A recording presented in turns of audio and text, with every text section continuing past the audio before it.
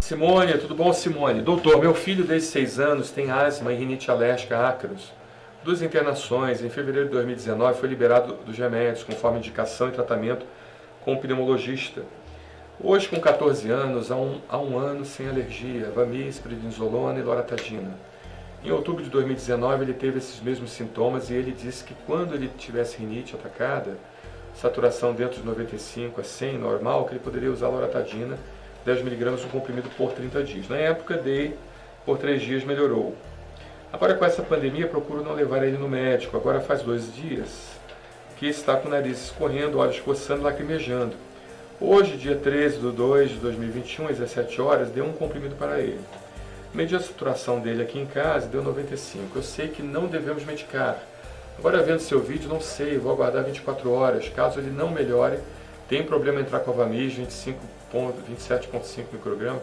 Então, Simone, a gente fala, eu até entendo a sua angústia, né? Você como mãe, você deve estar muito angustiada, sou pai também, mas a mãe fica muito mais angustiada, né? Minha esposa, ela tem a mãe, ela aflora muita emoção, né, em relação quando o filho passa mal. O pai é um pouco mais racional, né? A gente é um pouquinho mais racional. Mas a gente também sofre muito, né? Eu me lembro quando meu filho pequeno teve internado, os dois, né? Tanto o maiorzinho, né, aos 6 meses de idade, o outro já com alguns anos, os dois estiveram internados, a minha vida caiu, né? A gente praticamente não dormia, não tinha sono direito, né? Então são coisas assim. O que acontece, Simone? Eu não posso, né, de forma nenhuma aqui fazer consulta para você, né? É muito difícil. É muita responsabilidade minha, entendeu? Não dá para nenhum momento a gente fazer consulta em relação a essa questão, se pode voltar ao Vamiz, se não pode voltar ao Vamiz, se pode fazer loratadina, se não pode. Tá? Entenda, infelizmente é a própria questão do Código de Ética Médica e não precisa nem de código. Eu que sou descendente de anarquistas, né? Meu avô espanhol, ele era anarquista. E se há governo, sou contra. Tá? Então, se tem governo, sou contra. O que é o anarquismo? O anarquismo é a pessoa entender por si só que não precisa de nenhuma regulamentação. Ela entende dos seus deveres e direitos, né?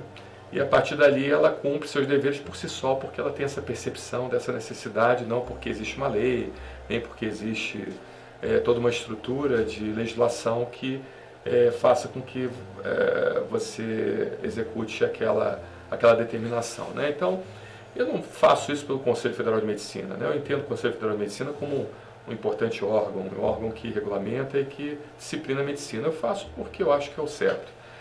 Uma consulta de forma personalizada, ela é muito importante, porque imagina esse vídeo migrando para outras pessoas e outras pessoas então tendo acesso a esse vídeo e achando que estão com o mesmo problema e tentando fazer a mesma coisa. Então não dá.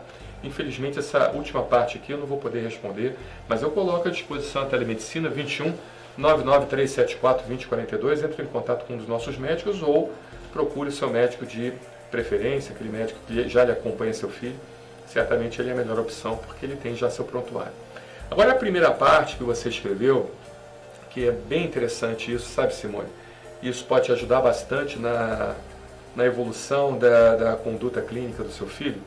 Em relação a você me dizer que já teve 2 internações, em fevereiro de 2019 foi liberado dos remédios e tal, que eu também não quero dizer especificamente para o seu filho, ou seja, indica que seu filho está sempre passando mal, sempre com problema e sempre com o quadro de broncoespasmo que necessitou inclusive de internação hospitalar.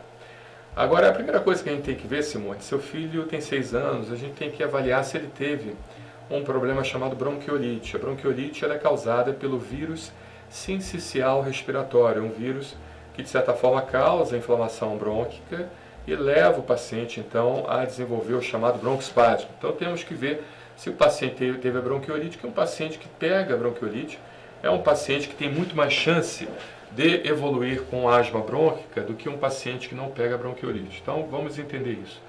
O paciente que pegou o vírus sincicial respiratório, no futuro ele pode ter muito mais chance de asma brônquica do que aquele que não pegou, tá bom? Então vamos ver se ele teve essa questão da bronquiolite. Outra situação é a questão das internações. Foi internação por quê? Foi infecção pulmonar, foi pneumonia, foi crise de broncoespasmo com necessidade de oxigênio, e houve até ventilação mecânica, foi internação só em unidade de emergência, ou internação também em um hospital onde ele precisou ficar uma longa permanência. Então a gente tem que entender essa situação. Por quê?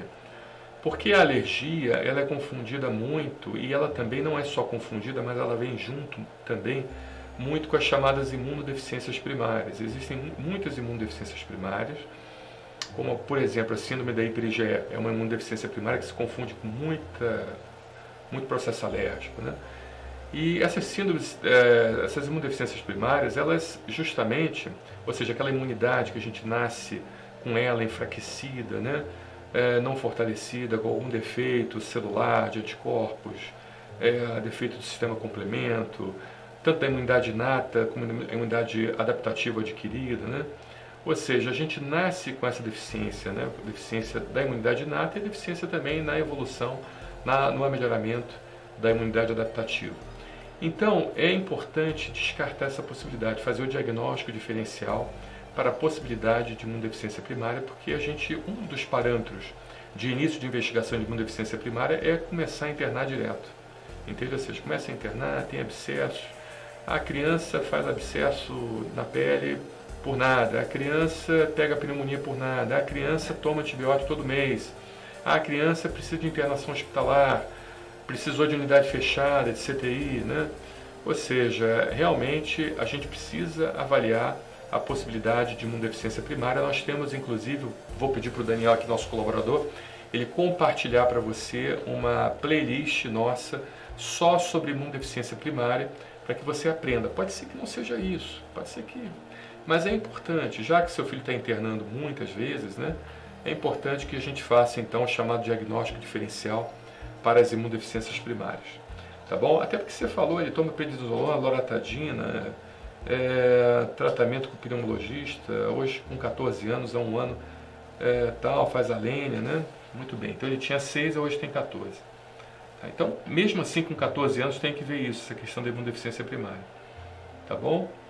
E eu acho que eu posso ir somente até ali, mas pode ser uma simples alergia, ou seja, um paciente que, de certa forma, desenvolve processo alérgico respiratório, ele pode desenvolver broncoespasmo, asma bronca, asma alérgica, de origem alérgica, né? Eosinofílica ou não eosinofílica. Ou seja, a gente precisa realmente ter uma avaliação mais aprofundada, principalmente nos chamados diagnósticos diferenciais. Fazer um teste alérgico é importante, uma prova de função pulmonar já deve fazer, né? E se tiver indicação, se for uma asma leve ou moderada, hoje nós sabemos que a imunoterapia, as vacinas para alergia, elas diminuem muito o consumo das medicações, associado sempre ao controle ambiental e, se você tiver alguma alteração alimentar, também o controle alimentar, se caso você tenha alguma hipersensibilidade alimentar também. Tá bom, Simone? Então é isso aí, espero ter te ajudado. Olha, não fique acanhada em colocar comentários e também pedir uma réplica, que eu vou ter um imenso prazer de lhe responder. Tá bom, Simone? Um abraço, obrigado.